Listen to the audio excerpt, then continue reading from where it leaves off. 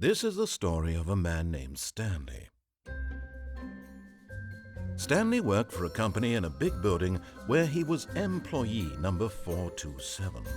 Employee number 427's job was simple. He sat at his desk in room 427 and he pushed buttons on a keyboard. Orders came to him through a monitor on his desk, telling him what buttons to push, how long to push them, and in what order. This is what employee 427 did every day of every month of every year. And although others might have considered it soul-rending, Stanley relished every moment that the orders came in, as though he had been made exactly for this job. And Stanley was happy. And then one day, something very peculiar happened. Something that would forever change Stanley. Something he would never quite forget. He had been at his desk for nearly an hour when he realized that not one single order had arrived on the monitor for him to follow. No one had showed up to give him instructions, call a meeting, or even say hi. Never in all his years at the company had this happened, this complete isolation. Something was very clearly wrong.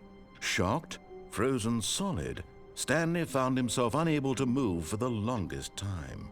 But as he came to his wits and regained his senses, he got up from his desk and stepped out of his office.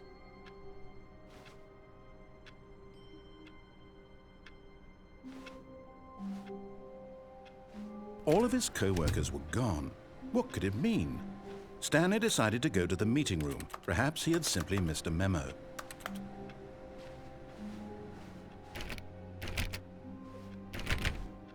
Stanley went around touching every little thing in the office, but it didn't make a single difference. No matter how hard Stanley looked, he couldn't find a trace of his co-workers.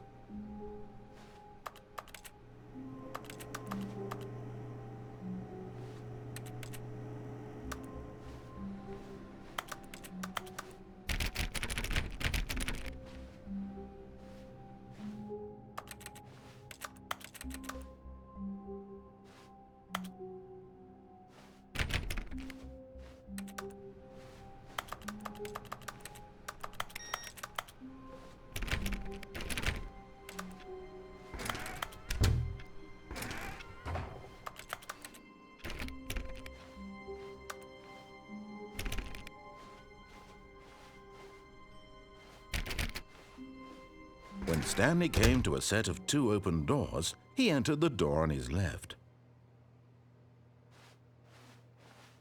This was not the correct way to the meeting room, and Stanley knew it perfectly well.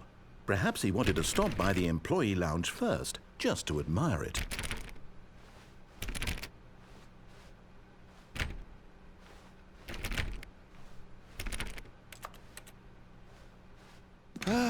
Yes, truly a room worth admiring.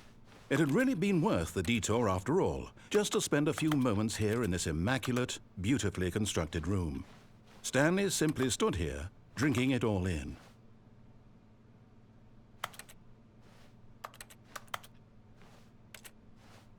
But eager to get back to business, Stanley took the first open door on his left.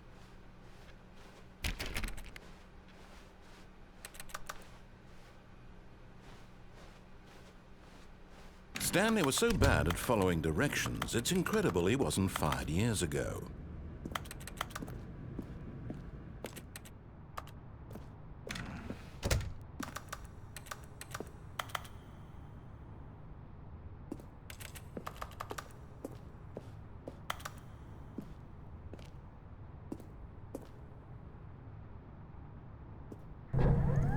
Look, Stanley, I think perhaps we've gotten off on the wrong foot here.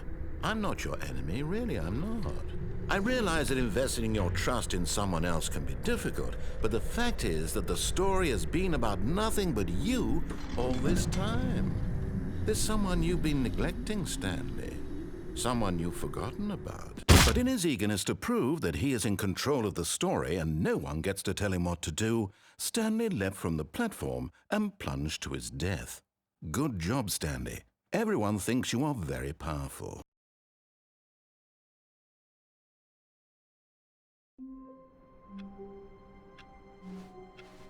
All of his co-workers were gone. What could it mean? Stanley decided to go to the meeting room. Perhaps he had simply missed a memo.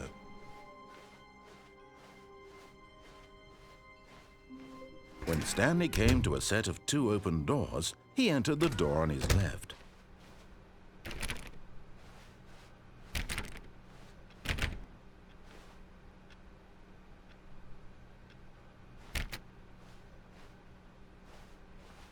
Yet there was not a single person here either. Feeling a wave of disbelief, Stanley decided to go up to his boss's office, hoping he might find an answer there.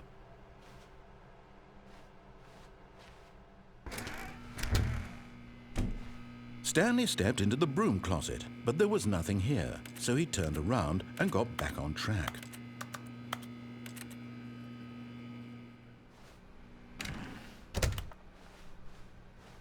Coming to a staircase, Stanley walked upstairs to his boss's office.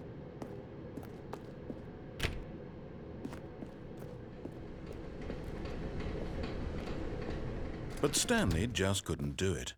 He considered the possibility of facing his boss, admitting he had left his post during work hours. He might be fired for that. And in such a competitive economy, why had he taken that risk?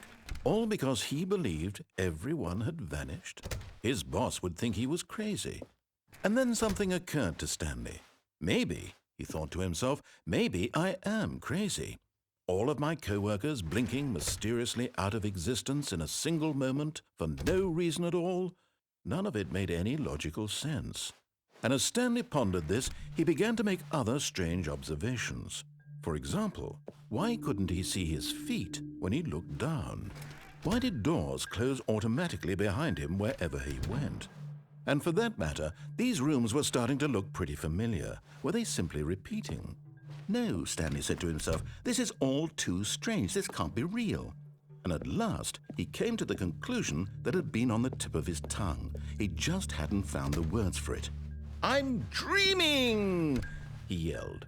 "This is all a dream." Oh, what a relief Stanley felt to have finally found an answer, an explanation. His co-workers weren't actually gone. He wasn't going to lose his job. He wasn't crazy after all. And he thought to himself, I suppose I'll wake up soon. I'll have to go back to my boring real-life job pushing buttons. I may as well enjoy this while I'm still lucid. So he imagined himself flying and began to gently float above the ground. Then he imagined himself soaring through space on a magical starfield, and it too appeared. It was so much fun, and Stanley marveled that he had still not woken up. How was he remaining so lucid? And then perhaps the strangest question of them all entered Stanley's head. One he was amazed he hadn't asked himself sooner. Why is there a voice in my head dictating everything that I'm doing and thinking? Now the voice was describing itself being considered by Stanley, who found it particularly strange. I'm dreaming about a voice describing me, thinking about how it's describing my thoughts, he thought. And while he thought it all very odd and wondered if this voice spoke to all people in their dreams, the truth was that, of course, this was not a dream. How could it be? Was Stanley simply deceiving himself, believing that if he's asleep, he doesn't have to take responsibility for himself? Stanley is as awake right now as he's ever been in his life. Now, hearing the voice speak these words was quite a shock to Stanley. After all, he knew for certain, beyond a doubt, that this was in fact a dream. Did the voice not see him float and make the magical stars just a moment ago? How else would the voice explain all that? This voice was a part of himself too. Surely, if he could just... He would prove it. He would prove that he was in control, that this was a dream. So he closed his eyes gently, and he invited himself to wake up. He felt the cool weight of the blanket on his skin, the press of the mattress on his back, the fresh air of a world outside this one. Let me wake up, he thought to himself. I'm through with this dream. I wish it to be over. Let me go back to my job. Let me continue pushing the buttons. Please, it's all I want. I want my apartment and my wife and my job, All I want is my life exactly the way it's always been. My life is normal. I am normal. Everything will be fine. I am okay.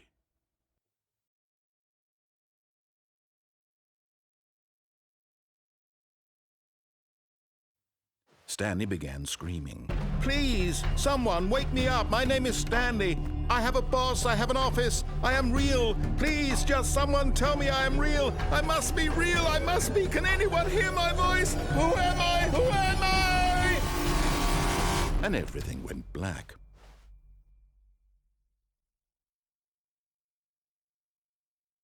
This is the story of a woman named Mariella. Mariella woke up on a day like any other. She arose, got dressed, gathered her belongings, and walked to her place of work.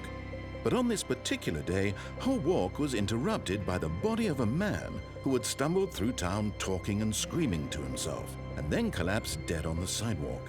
And although she would soon turn to go call for an ambulance, for just a few brief moments she considered the strange man.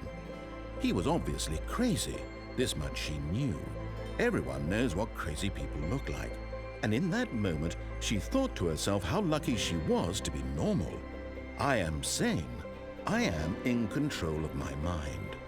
I know what is real and what isn't. It was comforting to think this, and in a certain way, seeing this man made her feel better. But then she remembered the meeting she had scheduled for that day, the very important people whose impressions of her would affect her career, and by extension, the rest of her life. She had no time for this, so it was only a moment that she stood there, staring down at the body. And then she turned and ran.